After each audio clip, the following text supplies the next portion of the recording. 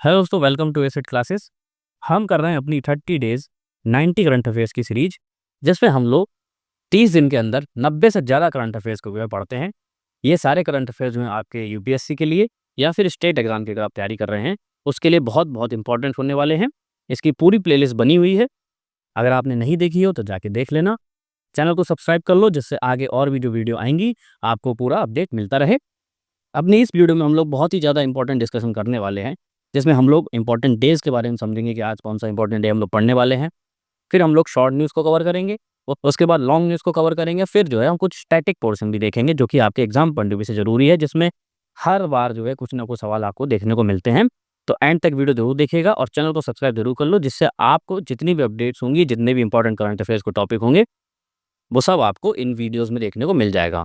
ठीक है, तो अब डिस्कशन को स्टार्ट करते हैं और समझते हैं कि आज इनको क्या पढ़ना है। तो अगर आपको इसकी पीडीएफ चाहिए तो पीडीएफ आपको मिलेगी मेरे टेलीग्राम चैनल पे, लिंक मैंने दिया हुआ है डिस्क्रिप्शन में, जाके वहाँ से चैनल को ज्वाइन कर लो। इस तरीके का आइकन आपको देखने को मिलेगा एसिड क्लासेस के नाम से। इस चैनल पे मैं सारी पीडीएफ अपलोड करूँगा और जो भी हम लोग डिस्कशन करेंगे या जो इन्फॉर्मेशन मुझे देनी होगी वो मैं इसी चैनल के थ्रू दूंगा। तो टेलीग्राम को भी जो है आप ज्वाइन कर लो, इससे आपकी कोई अपडेट मिस ना हो। अब जो है हम बिना किसी देरी के अपना डिस्कशन स्टार्ट करते हैं। तो सबसे पहले जो है ये क्वेश्चन ऑफ द डे आप बताइए। इसका आंसर आपको कमेंट में बताना है। क्वेश्चन ये है कि which among of the following define the similarities between Buddhism and Jainism. ठीक है, बुद्धिज्म और जैनिज्म का जो टॉपिक है वो बहुत ज़्यादा इंपॉर्टेंट है। चाहे आप यूपीएससी की बात करें या फिर आप स्टेट पीसीएस में अगर आप यूपीपीएससी की बात करते हैं या बीपीएससी की बात करते हैं या फिर एनटीपीसी, जो भी आप स्टेट एग्जाम की तैयारी कर रहे हैं, जैनिज्म और बुद्धिज्म से आपको हमेशा एक ना एक क्वेश्चन देखने को मिलता है। तो इसलिए जो है मैंने ये क्वेश्चन आज चुना है, आपको इसका आंसर बताना है। अब बढ़ते हैं तो देखते हैं आज कौन सा इंपॉर्टेंट डे जो है हमको डिस्कस करना है। तो वो है नेशनल मेमोरियल डे। ये बेसिकली यूएसए का एक दिन है जो कि 26 मई को जो है हर साल मनाया जाता है। इसके बारे में थोड़ा सा समझ लें तो नेशनल डे बेसिकली जो है अमेरिका के नेशनल हॉलीडे के रूप में मनाया जाता है। ये हर साल ना मई के जो लास्ट मंडे होता है उसमें जो है इस तरीके का डे मनाया जाता है। तो मई का जो लास्ट मंडे था वो पड़ा है 26 मई को, इसलिए इस दिन जो है ये दिवस मनाया जा रहा है। इसके अगर मेन पर्पस की मैं बात करूँ तो इस दिन जो है अमेरिका अपने जो भी मिलिट्री पर्सनल्स होते हैं उनकी डेथ का या फिर जो शहीद हुए होते हैं उनको वो लोग याद करते हैं आज के दिन। इसलिए जो है इस दिन का नाम नेशनल मेमोरियल डे रखा गया है। ठीक है, तो इसलिए आपको ये दिन याद रखना है। तो अगर मैं यूपीपीएससी की बात करता हूँ, आपने देखा होगा कि डे से रिलेटेड कितने सारे क्वेश्चंस आपको देखने को मिले हैं। तो हम लोग जो है एक साथ तो याद नहीं होंगे, हम लोग डेली के इसी वीडियो में हम लोग कवर करते रहेंगे और लास्ट में महीने के एंड में मैं आपको एक कंपाइलेशन जैसा वीडियो बना के दे दूंगा, जिससे कि आप लोग रिवाइज कर सकते हैं। और बाकी जो भी हम करंट अफेयर इसमें पढ़ रहे हैं उन सब का कंपाइलेशन आपको मंथ के एंड में देखने को मिल जाएगा। और हम एक क्विज भी कर लेंगे महीने के लास्ट में, जिससे कि आप तो रिवाइज कर सके कि आपने महीने भर में क्या पढ़ा है। तो चैनल को जरूर सब्सक्राइब करना, ठीक है। अब बढ़ते हैं अपनी शॉर्ट न्यूज़ की तरफ। तो सबसे पहले हमको जो शॉर्ट न्यूज़ करनी है वो है मिलिट्री एक्सरसाइज के बारे में। तो वो मिलिट्री एक्सरसाइज है नोमैडिक एलिफेंट। ठीक है, ये एक्सरसाइज अब किसके बीच होती है? तो ये एक्सरसाइज होती है इंडिया और मंगोलिया के बीच में, इसको कंडक्ट किया जाता है। ये कहाँ हो रही है आपको ये भी याद रखना है। तो ये मलेशिया के उलान बतार में जो है इस तरीके की एक्सरसाइज हो रही है। और ये ना ये 17 एडिशन है इस एक्सरसाइज का। ठीक है, ये भी आप याद रखना। कब से कब तक होगी? तो ये 31 मई से 13 जून तक जो है इसका आयोजन किया जाएगा। ये भी याद रखना। पीसीएस का जो यूपी पीसीएस का जो 2024 का पेपर आया है उसमें मैच करने को उस तरीके से क्वेश्चन आए थे कि किस दिन ये हुई है। तो आपको यहाँ पे मैंने डेट भी दे दी है, डेट को थोड़ा सा फोकस पे याद कर लेना। इसकी बात अगर हम बात करते हैं तो ये बेसिकली एनुअली एक एक्सरसाइज होती है दोनों देशों के बीच में। लास्ट टाइम की अगर मैं बात करूं कि इससे पहले कहाँ पे हुई थी, तो वो हुई थी मेघालय में। और मेघालय में एक जगह पड़ती है उमरोई, वहाँ पे जो है इस तरीके के एक्सरसाइज को कंडक्ट किया गया था। इसका बेसिकली पर्पस ये होता है कि ये दोनों कंट्रीज के बीच में मिलिट्री कोऑपरेशन जो होती है और फ्रेंडशिप को जो है वो स्ट्रॉन्ग करता है। ठीक है, तो इसलिए जो है आपके लिए इंपॉर्टेंट है नोमैडिक एलिफेंट जो है इंडिया मंगोलिया के मध्य ये एक्सरसाइज की जा रही है। अब अगली न्यूज तो हम बात करें तो अगली न्यूज है विकसित कृषि संकल्प अभियान 2025। ये बेसिकली 29 मई 2025 को लॉन्च किया गया था। इसके बारे में अगर मैं बताऊं तो ये बेसिकली प्रमोट करता है मॉडर्न फार्मिंग प्रैक्टिसेस को और गवर्नमेंट की जो स्कीम चल रही है उनके बारे में लोगों को बताना, एक अवेयरनेस फैलाने के लिए जो इस तरीके का प्रोग्राम लॉन्च किया गया है। इसका जो मेन एम है वो है 1.5 करोड़ फार्मर तक रीच आउट करना और बेसिकली जो मॉडर्न फार्मिंग टेक्नोलॉजीज हैं उनसे जो है हमारे देश के जो फार्मर हैं उनको एम्पावर करना, उनको मजबूती प्रदान करना। ठीक है, तो इसलिए जो है ये इंपॉर्टेंट है। अब आगे बढ़ते हैं तो अगली न्यूज़ है आसियान जीसीसी समिट 2025। आसियान के बारे में तो आप लोगों को पता ही होगा। जीसीसी का जो फुल फॉर्म है वो गल्फ कोऑपरेशन काउंसिल जो है इसको कहते हैं, यानी कि जो गल्फ कंट्रीज हैं उनको मिला के इस कोऑपरेशन का जो है गठन किया गया है। अब समझते हैं कि ये इंपॉर्टेंट क्यों है आपके लिए। तो इसका जो आयोजन किया गया था वो किया गया 27 मई 2025 को कहाँ पे किया गया था? जो कुआलालंपुर में, जो मलेशिया की जो राजधानी है, इसका आयोजन किया गया है। ये समिट इतनी इंपॉर्टेंट क्यों है आपके लिए? तो इसमें क्या है कि 10 आसियान नेशंस और 6 जीसीसी कंट्रीज़ हैं, और इसके बाद जो है जो चाइना के प्रीमियर ली क़ियांग हैं, उनने पार्टिसिपेट किया है, ठीक है? इस समिट का मेन फोकस बेसिकली क्या है कि जो आसियान कंट्रीज़ हैं और जीसीसी कंट्रीज़ हैं, उनके मध्य रिलेशनशिप को स्ट्रेंथन करना और इकोनॉमिक रेजिलियंस को जो है बढ़ावा देने के लिए इसका आयोजन किया गया है, ठीक है? अब थोड़ा-सा आसियान की बात कर लेते हैं। तो आसियान की अगर फुल फॉर्म बताऊँ तो वो होती है association of south east Asia Nations. इसमें ना बेसिकली 10 कंट्रीज़ आती हैं। 10 कंट्रीज़ कौन-कौन सी हैं? तो उसमें इंडोनेशिया भी, Malaysia, Philippines, Singapore, Thailand, Vietnam, Myanmar, Cambodia, Laos और ब्रुनेई, ठीक है? वहीं अगर हम जीसीसी की बात करते हैं, यानी कि गल्फ कॉर्पोरेशन काउंसिल की अगर हम बात करें, तो उसमें ना ये भी एक रीजनल ग्रुप है और इसमें 6 कंट्रीज़ आती हैं। उसमें जो है सऊदी अरेबिया, यूएई, कुवैत, कतार, बहरीन और ओमान, ठीक है? तो आप इनका जो है नोट्स बना लेना। जो-जो मैं बताता जा रहा हूँ आपको, आप बनाते रहो, और जो भी इंपॉर्टेंट फैक्ट होंगे मैं आपको बता दूँगा कि आपको कौन से नोट करने हैं, क्योंकि कैसे क्वेश्चन आपको एग्ज़ाम में देखने को मिल जाएँगे। अगर वो पूछ सकता है कि जीसीसी में कौन सी कंट्री नहीं आती है, तो आपको वहाँ से एलिमिनेट करना होगा। तो अब बढ़ते हैं अगली न्यूज़ की तरफ। तो बेसिकली अभी गवर्नमेंट ऑफ इंडिया यानी कि नीति आयोग ने बेसिकली एक रिपोर्ट पब्लिश करी है, तो वो है designing a policy for medium enterprises report, ठीक? अब इसके बारे में थोड़ा समझ लेते हैं कि ये रिपोर्ट जो है क्यों इम्पोर्टेंट है।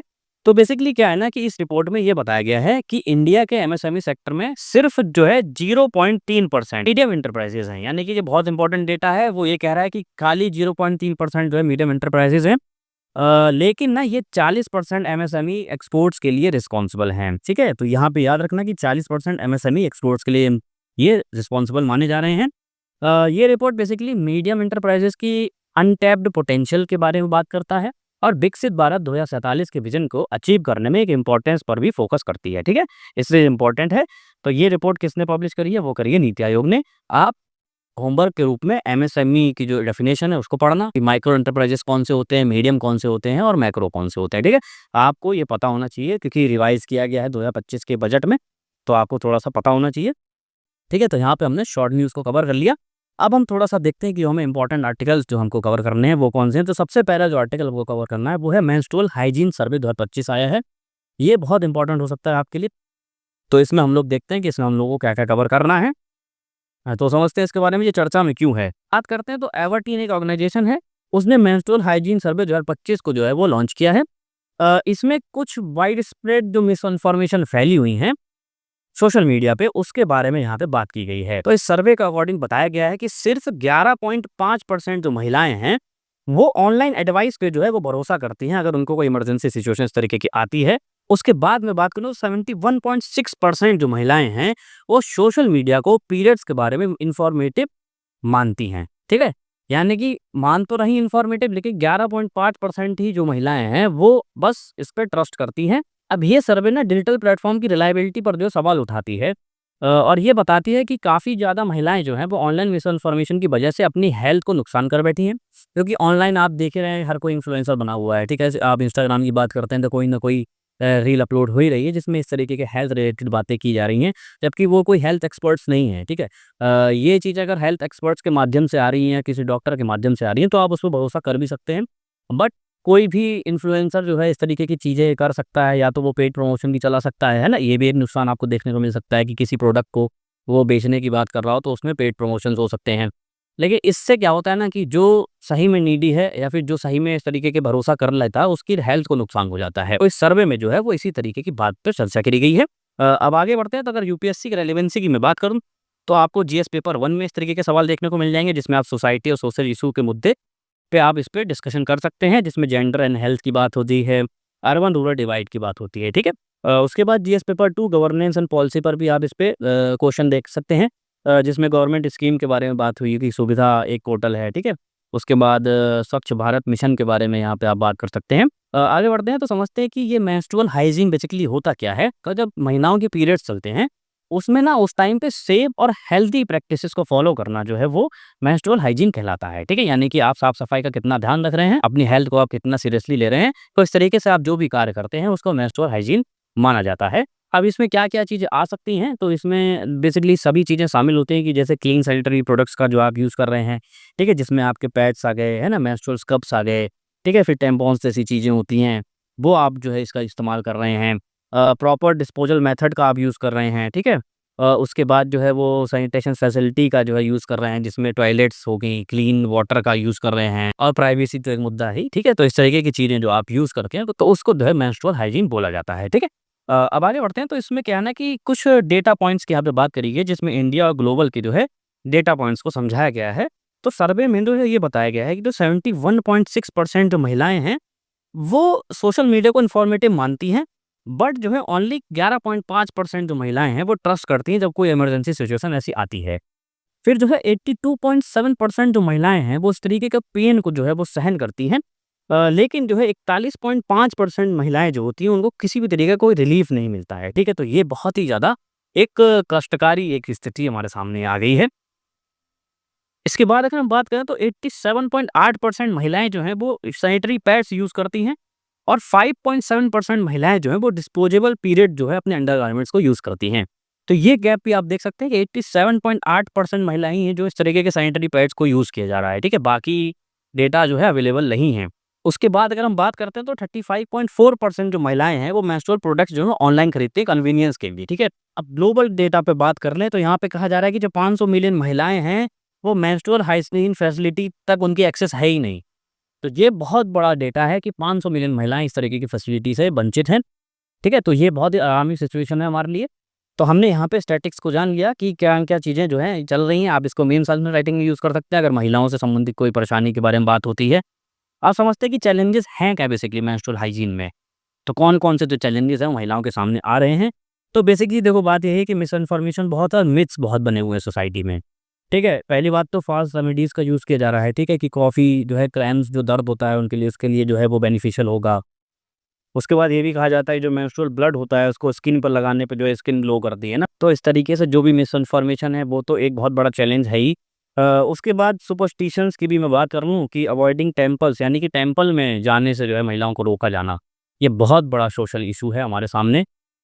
अब कुछ साल पहले आपने देखा होगा सबरीमाला टेम्पल में जो इस तरीके के इंसिडेंट सामने आया था। तो वो बहुत बड़ा एक मिथ है और बहुत बड़ा जो है सुपरस्टिशन माना जाता है कि महिलाएँ अपने इस टाइम में यानी कि पीरियड्स के टाइम में जो है मंदिरों में नहीं जा सकती। तो ये चीज़ें जो हैं ये बहुत ज़्यादा इम्पोर्टेंट है आपके लिए कि किस तरीके से एक सोसाइटी में एक टैबू बना हुआ है कि मंदिरों तक जाने में महिलाओं को रोका जा रहा है, ठीक है? तो आपको ये चीज़ देखनी पड़ेगी और समझना पड़ेगा कि आपको किस तरीके से काम करना है। और दूसरा एक सुपरस्टिशन ये है कि इस टाइम पे आप अपने बालों को मत धोइए। तो ये सब कोई एक्सपर्ट की एडवाइस नहीं है। ये सोसाइटी में ही क्रिएट की गई जो असम्पशन है जिसको हम मानते आए हैं बहुत सालों से, यही पास ऑन की जा रही है कि आपको ऐसे रहना है और किस तरीके से जो है इसमें बिहेव करना है, लेकिन इसमें कोई एक्सपर्ट की कोई राय नहीं है। ठीक है? ना फिर कोई ऐसा कोई रिसर्च हुई है, ना कोई स्टडी हुई है कि एक्चुअली में ये चीज़ें वर्क करती हैं कि नहीं करती हैं। ठीक है? तो ये चीज़ थोड़ा-सा चैलेंज है मेंस्ट्रुअल हाइजीन के मामले में। फिर स्टिग्मा की बात करें, प्राइवेसी कंसर्न की बात करते हैं, तो 6% महिलाएँ जो हैं पीरियड्स के बारे में ऑनलाइन बात करने में बचती हैं।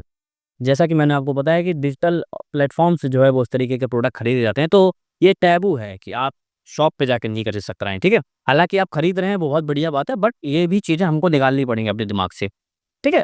उसके बाद जो है 4% जो महिलाएँ हैं वो जजमेंट के माध्यम से जो है वो डरती हैं कि हमें जो है जज किया जाएगा। इसलिए जो है वो ऑनलाइन बात नहीं करती इस बारे में। हमें इस चीज़ को सही करना होगा। आप जो है तैयारी कर रहे हैं, आपकी थिंकिंग भी अलग है, तो आपको अपनी थिंकिंग के अकॉर्डिंग जो है चेंज करनी पड़ेगी, जो कि आज सोसाइटी में चल रही हैं। उसको बदलना पड़ेगा कि ये सब चीज़ें एक मिथ है, इसको किसी भी तरीके से गलत नज़रों से ना देखा जाए। ठीक है? तो यहाँ पे हमने पूरा जो टॉपिक का डिस्कशन किया, आपको मेंस के पॉइंट्स भी मिल गए इसमें और कुछ-कुछ प्रीलिम्स के फैक्ट भी आपको देखने को मिल जाएँगे। यहाँ पे मैंने एक प्रैक्टिस क्वेश्चन डाला हुआ है, जिसमें आपको प्रीलिम्स का क्वेश्चन देखने को मिलेगा और यहाँ पे आपको मेंस का क्वेश्चन देखने को मिलेगा। मेंस का क्वेश्चन इसलिए है कि अगर आप आंसर राइटिंग करना चाहते हैं, अपना आंसर एनहांस करना चाहते हैं, तो आप इसको लिख सकते हैं, ठीक है? और ये प्रीलिम्स का क्वेश्चन है, ये आपको बताना है कि which government scheme focuses on menstrual hygiene management in India, ठीक है? तो ये जो है आपको बताना है कमेंट में और खुद से भी सॉल्व करना है कि आपने इस टॉपिक में क्या पढ़ा। अब बढ़ते हैं अगली न्यूज़ की तरफ। तो अगली न्यूज़ बेसिकली क्या है कि मिनिमम सपोर्ट प्राइस पे हमको बात करनी है, जो कि एमएसपी होता है, ठीक है? ये बेसिकली क्यों इम्पोर्टेंट है? तो बात ये है कि जो cabinet committee on economic affairs है, उसने 14 खरीफ क्रॉप्स के लिए जो है 2025-26 की मार्केटिंग सीजन के लिए रिवाइज़ एमएसपी जो है वो लॉन्च किया है, ठीक है? इसका मेन एम बेसिकली यही है कि फार्मर्स को जो है मार्केट फ्लक्चुएशन से बचाना, क्योंकि प्राइस जो है बहुत ज़्यादा फ्लक्चुएट करते हैं, जिससे कि जो है उनकी इनकम स्टेबल रह सके, ठीक है। यूपीएससी की रेलेवेंसी की बात करते हैं तो जीएस पेपर 3 में आपको इस तरीके के सवाल देखने को मिलेंगे, जिसमें agriculture, economy, MSP, food security, rural development पे बात होती है। उसके बाद जीएस पेपर 2 में भी जो है आपको इस तरीके के सवाल देखने को मिलते हैं, जिसमें गवर्नमेंट पॉलिसी के बारे में बात कर सकते हैं आप, वेलफेयर स्कीम हो गया और फार्मर वेलफेयर से मामले में भी आपको उसमें क्वेश्चन देखने को मिल सकते हैं, ठीक है। आप समझते हैं कि एमएसपी होता क्या है? एमएसपी बेसिकली एक मिनिमम गारंटीड प्राइस होता है सरकार के द्वारा, जो फार्मर्स के लिए जो है फिक्स की जाती है, ठीक है। अगर मार्केट में जो है प्राइस जो है एमएसपी से जो नीचे जाता है, यानी कि उसको अपने मनचाहा दाम नहीं मिल रहा है या एमएसपी से नीचे जा रहा है, तो सरकार की जो एजेंसीज होती हैं, जिसमें एफसीआई आ गई, नाफेड आ गई और एनसीसीएफ जो है वो एमएसपी पे जो है इस तरीके की क्रॉप्स खरीदती हैं। बेसिकली बात यह है कि सरकार चाहती है कि हमारे जो फार्मर्स हैं उनकी इनकम जो है वो स्टेबल रहे, इसलिए अगर मार्केट में किसी भी तरीके का फ्लक्चुएशन आता है तो जो है जो एमएसपी डिसाइड किया गया है उससे नीचे जो है उनकी फसल नहीं बिकेगी, एमएसपी पे जो है उनकी फसलें जो है बेची जाएंगी, जिससे कि उनकी जो है इनकम बन सके और वो स्टेबल लाइफ जी सकें, ठीक है। अगर मैं बात करूँ तो की क्रॉप्स कौन-सी हैं जो कि एमएसपी के अंडर कवर की जाती है, ये इम्पोर्टेंट हो सकता है आपके लिए। तो सीज़न में बात करूँ तो खरीफ की फसलें की बात करते हैं तो उसमें पैडी आ गया, ज्वार, बाजरा, रागी, मेज, ठीक है। उसके बाद तूर, मूँग, उड़द, पल्सेस जो होती हैं, ठीक है। फिर ग्राउंडनट, सनफ्लावर, सोयाबीन, है ना? ये सब जो ऑयल सीड्स जितने भी होते हैं, या आप मैंने यहाँ पे लिखा है, आप इसको पॉज़ करके पढ़ सकते हैं। फिर उसके बाद कॉटन आ गया, ये कमर्शियल क्रॉप में भी आता है, ठीक है। इसके बाद रबी की बात करते हैं तो रबी में जो है वो आती है वीट, बार्ले, ग्राम, है लेंटिल जो मसूर की दाल होती है, रेपसीड, मस्टर्ड, उसके बाद जो है कोपरा, जूट, तोरिया, है ना? डी हस्क जो है कोकोनट होता है जो कि एमएसपी इसका अलग से आता है, ठीक है? तो ये जो जितने भी मैंने क्रॉप बताई हैं आपको ये याद रखनी पड़ेंगी। क्वेश्चन बन सकता है इस तरीके से कि इसमें जो है कौन-सी क्रॉप एमएसपी के दायरे में नहीं आती है, या फिर मैच करने को आ जाएगा कि खरीफ की फसल कौन-सी है और रबी की कौन-सी है और अदर जो भी फसलें हैं वो आपको बतानी पड़ेंगी। तो इसलिए ये इम्पोर्टेंट है। तो ये प्रीलिम्स का क्वेश्चन है, आप पढ़िए और उसको सॉल्व करने का कोशिश करिए और कमेंट में आंसर बता देना। ये मेंस का क्वेश्चन है, अगर आप आंसर राइटिंग करना चाहते हैं तो आप इसमें देख सकते हैं। ठीक है, अब अगली न्यूज़ की तरफ बढ़ते हैं। तो अगली न्यूज़ है इंडियाज़ कोस्टलाइन लेंथ की, यानी कि इंडिया की जो समुद्र तटीय जो क्षेत्र है, उस पे यहाँ पे बात चल रही है। ये चर्चा में क्यों है? तो basically ministry of home affairs ने एक नया डेटा अपडेट किया है, जिसमें उन्होंने बताया कि इंडिया की जो कोस्टलाइन है, वो 11,098.8 किलोमीटर जो है वो बढ़ रही है। इससे पहले जो है ये थी 7,516.6 किलोमीटर इसकी लेंथ मानी जाती थी। ठीक है, बेसिकली जो है इसमें ये बोला गया कोई भी नई लैंड ऐड नहीं की गई है। ये जो बढ़ोतरी हुई है कोस्ट लाइन में, ये मैपिंग प्रिसीजन के माध्यम से की गई है, जिससे कि जो है हमको एग्जैक्ट डेटा मिल सका कि हमारी एक्चुअल कोस्ट लाइन कितनी है, ठीक है। तो इसलिए ये न्यूज़ में है। यूपीएससी रेलेवेंसी की बात करें तो जीएस के पेपर 1 में आपको उस तरीके से सवाल देखने को मिल सकते हैं, इससे रिलेटेड टॉपिक्स तो बन सकते हैं। उसके बाद जीएस पेपर 3 में एनवायरनमेंट से रिलेटेड भी आपको उसमें सवाल देखने को मिलेंगे, जिसमें आप कोस्टल रेगुलेशन की बात कर सकते हैं ना, क्लाइमेट रेजिलियंस की बात हो सकती है, ब्लू इकोनॉमी हो गया, है ना, डिज़ास्टर प्रिपेयर्डनेस की यहाँ पे आप बात कर सकते हैं। तो इस तरीके से आपको सवाल देखने को मिलेंगे। यहाँ पे ये मैप है, आप इसमें समझ सकते हैं कि भारत की कोस्ट लाइन जो है बेसिकली कौन-कौन से स्टेट से होकर जाती है। तो यहाँ पे गुजरात हो जाएगा, फिर ये महाराष्ट्र है, कर्नाटका, यहाँ पे गोवा भी आप देख सकते हैं और उसके बाद केरला, तमिलनाडु, आंध्र प्रदेश, उड़ीसा, वेस्ट बंगाल, ठीक है? तो ये जितने भी स्टेट हैं ये कोस्टल एरियाज़ में आते हैं, यानी कि कोस्टल बाउंड्री बनाते हैं हमारे देश की। तो इन स्टेट को याद रखना और नाम याद रखना कि कौन-कौन से स्टेट जो हैं इसमें आते हैं, ठीक है?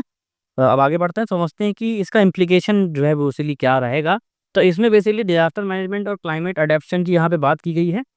ये बेसिकली साइक्लोन, सुनामी, फ्लड्स के लिए जो है अर्ली वार्निंग सिस्टम और इवैक्यूएशन प्लानिंग जो है स्ट्रांग हो जाएगी इससे। फिर इकोनॉमिक ज़ोनिंग और ब्लू इकोनॉमी पे इसमें बात करी गई है। इससे जो है वो ईईजेड यानी कि एक्सक्लूसिव इकोनॉमिक ज़ोन की कैलकुलेशन जो है वो मजबूत होगी। Human marine fisheries, deep sea mining, है ना?